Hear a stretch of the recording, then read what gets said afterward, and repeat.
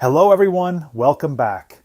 In this video, we're going to focus on the appearance settings and see how you can simplify and customize the interface based on your project needs.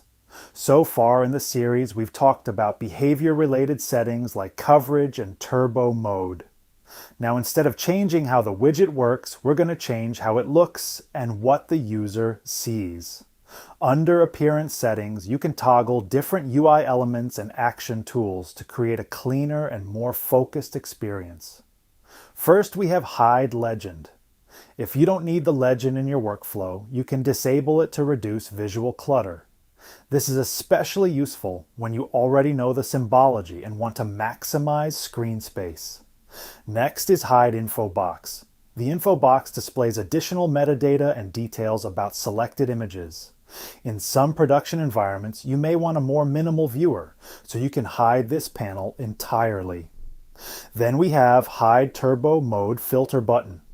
If your application is already configured to always use turbo mode in the general settings, you might not want users switching modes. In that case, you can remove the filter button to keep the interface clean and controlled. You can also hide image download. This is helpful in enterprise deployments where downloading images may not be allowed or simply not necessary for the workflow. Similarly, Hide Time Travel removes the ability to navigate through historical captures. If your project focuses only on the most recent imagery, this helps simplify the experience. And finally, Hide Share. Button lets you remove sharing functionality if you want to limit external distribution or just streamline the UI. All of these options give you fine control over the interface, making the widget adaptable for both public-facing apps and internal GIS tools.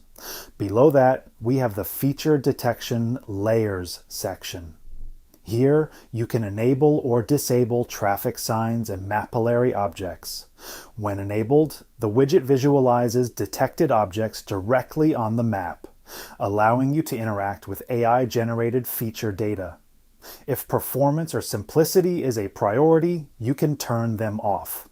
If your analysis depends on object detection, you can keep them active. So overall, appearance settings are about control and flexibility.